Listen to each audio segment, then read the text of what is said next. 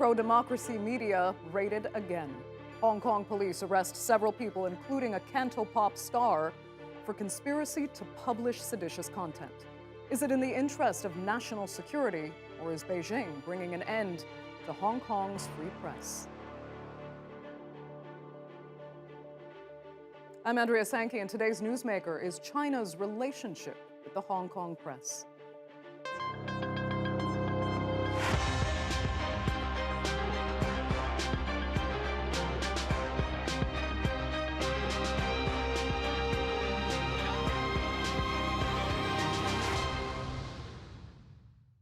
Stand News, a prominent anti-Beijing news outlet, has closed its operations after Hong Kong police raided their offices, arresting activists and editors, as well as 4 former board members. Police say more than 200 officers were involved in the search, with a warrant to seize journalistic materials under the national security law imposed by China last year. The arrests came as authorities cracked down on dissent in the semi-autonomous Chinese city. Earlier this year, the Apple Daily newspaper also ceased operations following a police raid. One of its publishers, Jimmy Lai, has been charged with sedition. 林生，覺得今次拘捕咧發放咗啲乜嘢信息啊？機構啊，我哋警隊聯絡隊啊，我想問下你係咩機構啊？你行為好似記者喎。想問咧，你對覺得對社會新聞自由有冇打壓啊？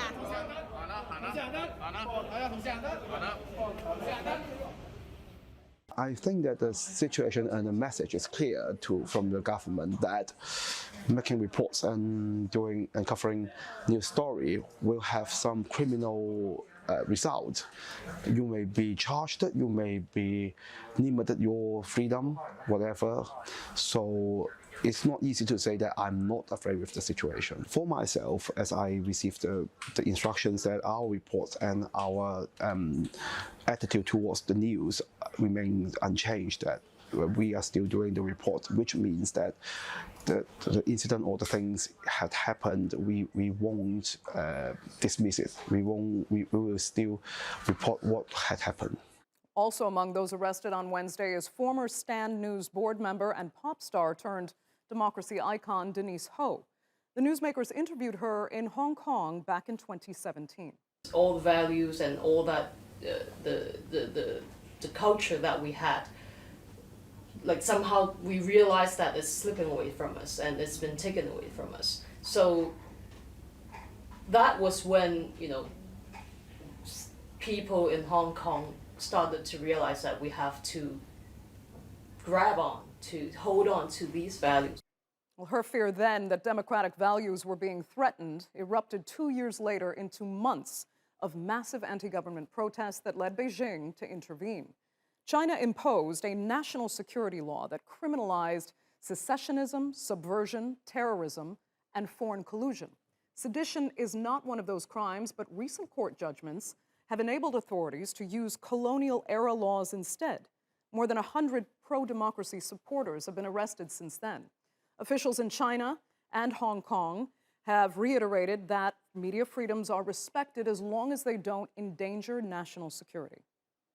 While Hong Kong's unique situation is largely a result of its history, for around 150 years, the city was a British colony and was only handed back to Beijing in 1997. The economic powerhouse was given partial democracy with some of its legislature, but not the city's chief executive chosen by popular vote. Demands for greater democracy led to massive protests in 2014 and 2019. Beijing's solution was the new national security law, which also revised Hong Kong's election system to ensure that only so-called patriots could run for office. The first election under that system was held earlier this month and returned an overwhelmingly pro-Beijing legislature. The candidates say they've restored stability. We cannot copy and paste the so-called democratic system or rules of the Western countries, because Hong Kong is under one country, two systems, a special administrative region of the People's Republic of China that enjoys a high degree of autonomy. Over the past year, the situation of Hong Kong transforming from chaos to order has been reinforced. The situation is developing for the better. Efforts to control COVID-19 have been clearly effective. The economy is gradually reviving, society has remained stable. So, is this reinforcing order or stifling a free press? Let's get the perspective now of a journalist based in Hong Kong and across to Joel Flynn for some insight. Hi, Joel. Obviously, you are a foreign correspondent based there, and the Foreign Correspondents Club has said it is deeply concerned by the arrests and wants to see press freedom respected. Some are saying now it's just a matter of time before the foreign press actually faces a clampdown as well. Where do you see things going?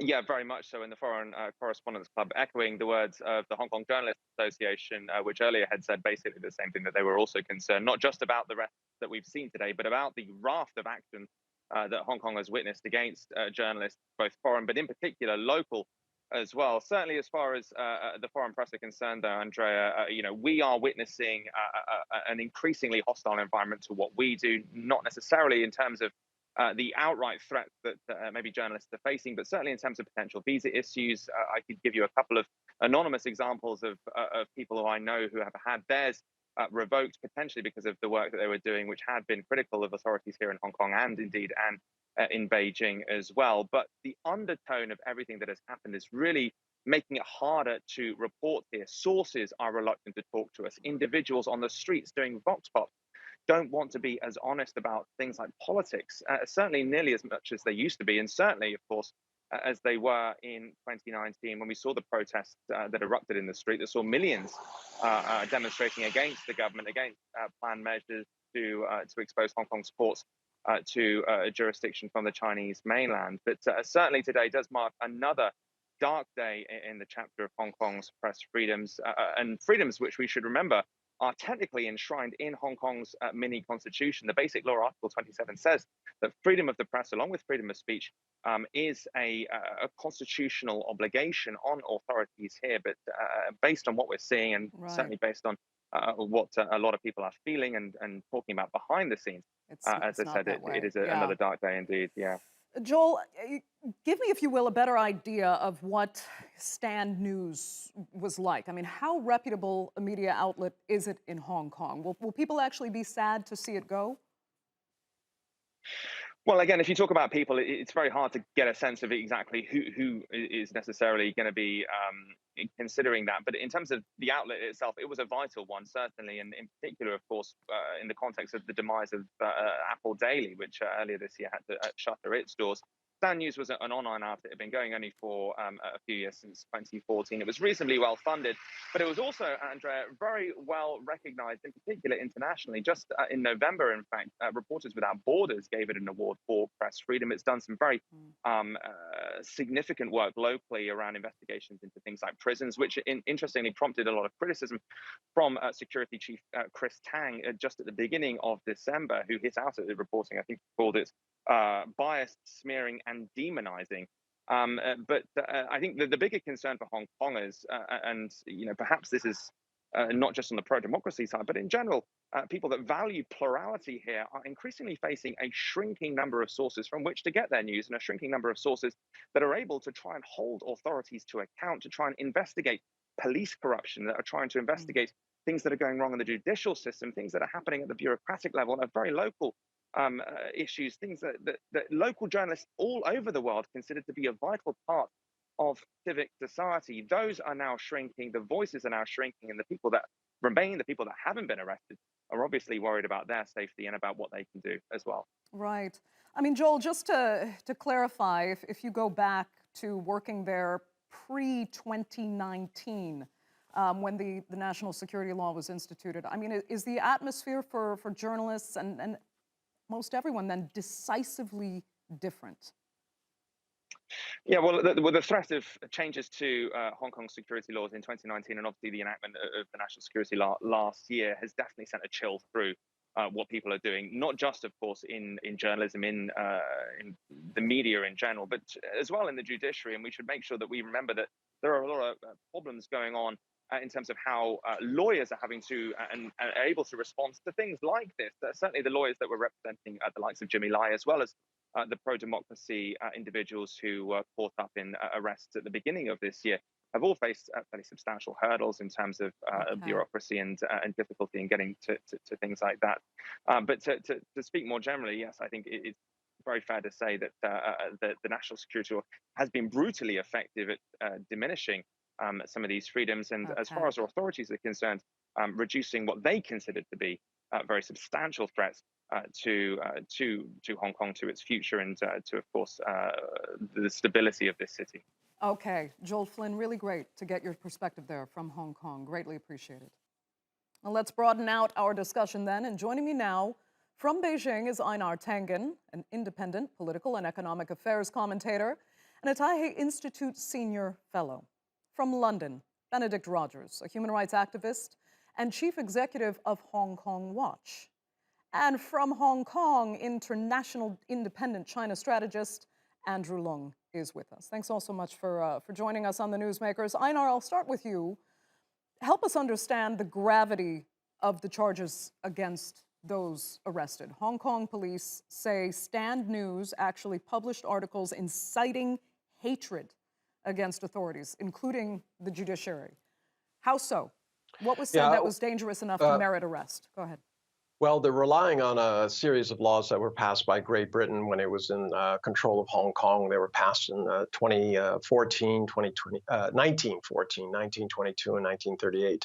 And basically it gave broad powers and up to 3 years imprisonment and fines for anything that they deemed seditious. It could close down the paper, it could seize assets, and that is exactly what is being alleged here. Now, remember, these are allegations. They will have to go before a Hong Kong court. But it's been made easier by the fact that earlier this year in October, it was these old laws were in essence revived, not by any legislative action, but simply by the courts. They said that these are still on the books, they're still applicable. And I think that, quite Einar, can frankly, I ask you they about saw that, the writing though? I on mean, the because wall. some say it's quite ironic, given the persecution of so many for actually colluding with foreign governments, yet authorities are happy to kind of use antiquated British colonial law. It seems strange. I don't know if it may seem strange, but there's nothing under the security law that was passed which would necessarily cover this. They could try to stretch it and say that this was some act of disloyalty or something like that. But they decided to use these laws themselves. They're on the books. I don't know what else to say. I was a prosecutor. You have to obey the laws if they are in fact on the books. Now the question is what actually happened, and this is going to be the question that goes to the courts. The issue right now is how far do they go back? You remember at the end of July, there was this issue, end of June, there was this issue of Apple Daily closing. And at that time, there was a statement issued by the newspaper that they said, look, we're going to close down. Basically, we're just going to run our money out because we don't want to waste it. So there's some indication that they believed that something they had done might have caused some consternation and could lead to the closing of the paper. Okay. Let me turn to Benedict Rogers. I mean, it's interesting because the police today gave such clear statements about why these people were arrested. Einar's argument more, I mean, the law is the law, no matter how old it might be, even if its origin is in the colonial era. But still, Benedict, I mean, you find no justification for any of the raids or arrests. You've even said it is the death knell for press freedom in Hong Kong. Yeah, it's certainly the death knell for press freedom. I think the closure of Apple Daily was probably the death of press freedom, and this is the burial of it. So if you believe in press freedom, if you believe in the freedom for the media to report without fear or favor, to comment, to interview people, then it certainly is the demise of press freedom. I don't dispute the fact that the law exists and the law is being used to kill press freedom. Okay. But I mean, well, if I may just add in there that, I mean, this issue of press freedom is, it's one thing for us who are outside. The fourth estate, the press is a vital part of any democratic system. In Hong Kong, it has been that. But you saw a year of chaos reigning on the streets, people overly advocating a sedition, independence. And at a certain point, the mainland said, enough of this. First duty of government is to provide a safe place for people to live and work. And it wasn't happening. So they stepped in. The press, from Beijing's point of view, a one-party state, is about disseminating news. And what they see is the international press disseminating just bad story after bad story about China. So they feel very much that the press is persecuting them based on disinformation that is being put out by CIA and others in what they believe is a containment strategy. But Einar, I mean, does Beijing blame the Hong Kong press with the chaos you say was created with those 2019 protests? Yes, they do. I mean, Apple Daily was encouraging this. There are obviously a lot of pamphlets and things like that. There was a lot of money that was put into these protests. You'll notice in the protests that all the signs are nicely printed. They're not sticks with people writing in crayons on cardboard. These were professionally done. There were hats, etc. It was well organized. And the question is, who was behind it? Obviously, as I said earlier, there must be something that this newspaper thought was going to get them in trouble because, as I said, after Apple Daily closed down, they said, don't waste your money, don't give us any more. We're just going to run out our funds because it would be a waste to do otherwise. Okay, Benedict, I mean, basically the argument is these press outlets are responsible for their own demise. Do you not accept any of that, or is it in part true? I don't accept that. I mean, I think these press outlets certainly were not responsible for what happened in 2019. What they did do was report on the extensive, indiscriminate and totally disproportionate police brutality. They also reported on... Oh, that's nonsense. Oh, come on. How could you possibly say that? I mean, the Hong Kong police were regarded as one of the top 3 professional police forces in the world. They yes, were and you decide they're brutal thugs because people are throwing bottles at them and they're not responding by killing people.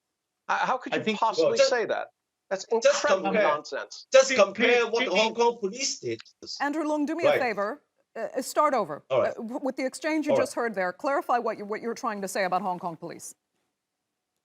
Well, I was just saying that the Hong Kong police, in the circumstances of the case, when the Hong Kong law and order was held to ransom, and then even people's life was threatened. There was one who disagreed with the opinion of the rioters, was set on fire, and then some so-called protesters was trying to steal police guns and attacking police with all sorts of projectiles.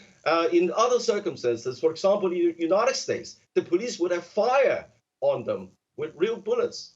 I mean, just compare with Hong Kong with other places. Then, Andrew, you can see that this rhetoric about police brutality is just overhyped. Okay, but do you see the connection then that Einar has made to the press involvement in these protests in 2019 and how they bear the responsibility for causing the chaos? In essence, it's why people are still being arrested today. Is there a clear connection, or is this an excuse to crack down on freedom of the press? Well, I was born in Hong Kong. I've been in Hong Kong throughout all this period. I'm still in Hong Kong now. And I can tell you, for 23 years since the handover, Hong Kong has been highly lauded upon as the freest economy in the world. That was after the handover of Hong Kong in 1997. But it was during this couple of years since 2019, the so-called protesters were holding the Hong Kong government to ransom, and not only the government, but the whole law and order. Okay, and you blame... And threatening Beijing's authority on every count.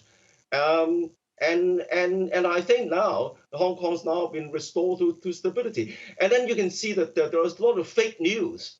For example, there was hype that certain people died, and then no one came out to claim any of the so-called deaths. And then the newspapers particularly those involved, were trying to hype up these stories. Okay. And of course, the reason why they're resorting to colonial powers is because of these acts of sedition is supposed to be included in Article 23, which is a requirement of Hong Kong's constitution since its handover. But because the Hong Kong government had not been able to enact it because of the opposition of the so-called Democrats, and so the law is still being left unenacted, and that's why the Hong Kong government has resorted to the colonial powers to deal with this acts of sedition. Okay, Benedict, let me come back to you because, you know, we often see it reported in the press as simply pro-democracy activists being repressed by China and a free press being repressed by China. But we're hearing the opinions of there are other two panelists here, as well as other Hong Kongers that support Beijing. They support this demand for what Beijing says is simply law and order. What do you want to say to them? Because you obviously feel that this is threatening democratic freedoms that they should be valuing. Well, I would say, of course, there are people in Hong Kong who support Beijing's perspective, but I don't believe they represent the majority of Hong Kongers. You saw at 1.1 million, another 0.2 million Hong Kongers protesting against the proposed extradition law in 2019. The vast majority of those protesters were peaceful. Yes, there were some protesters who carried out acts that I certainly do not condone, and the police have a responsibility to police the protests. But what the police did was to crack down on the peaceful protesters when those protests were entirely peaceful. So I think if the situation today is described as stability, it's a very fragile stability because it's stability based on fear and the dismantling of Hong Kong's freedoms and the little bit of democracy that it did have. We saw just a few weeks ago the totally sham elections or selections for Hong Kong's legislature that were totally rigged by Beijing in order to have a completely pro-Beijing legislature. And I don't believe that's what the majority of Hong Kong people want. You could see the turnout in those elections was the lowest since the handover. So that illustrates, I think, the majority view. Andrew, I'd like to ask you as well quickly just about another issue, and Denise Ho, the fact that she was arrested. There are some who suspect Beijing not only didn't like the fact that she was on the board of Stand News, but that she is also openly gay and testified at the U.S. Capitol about reports of police brutality during the 2019 protests. Is that why authorities are after her? No, I think that she's similarly charged with committing acts of sedition. Having gone through all this myself, I've been a long-time Hong Konger, you know, sort of I'm a grandfather now. So I can tell you that what she did during the period of the so-called protests since 2019, hyping the kind of fake news, inciting police hatred, and also don't forget that she was trained in sort of anti-government sort of freedom forum in foreign places. And there is a connection, there's a suspicion of connection with foreign influence. That's fascinating because, I mean, as you know, she has thousands and thousands of supporters that say the exact opposite of what you're describing. We're down to our last few minutes, and Einar, I want to ask you today, now, what actually the one country, two systems doctrine is? What really now differentiates the system in Hong Kong from that of Beijing? Well, if you different law system, let me let Einar. Court system. I mean, it's a different system. They use Hong Kong law. There are Hong Kong courts. You have a Hong Kong police. You have a Hong Kong government. Yes, Beijing did take control of a lot of the aspects regarding security because they had no choice. Article 23 was supposed to be passed. Part of it. There's always this claim that somehow that it's, that Beijing infringed on the basic laws when it was in fact the other way around. It was not carried out. It was supposed to be. Many years had passed. This idea that the security law was enacted, as some way to repress Hong Kong, it was put in place to make sure that Hong Kong could function. You know, how many riots have you seen, since they have instituted law and order? None. Okay. People can get about their business peacefully. Benedict, quickly, is it still one country, two systems? No, one country, two systems is dead. One country, two systems was meant to be Hong Kong people running Hong Kong, Hong Kong's basic freedoms and human rights and democracy intact, and all of that has gone. It's still one country, two systems in name, but in name only. Okay, Andrew Leung, quick final words. Well, the so-called one country, two systems was totally misunderstood before.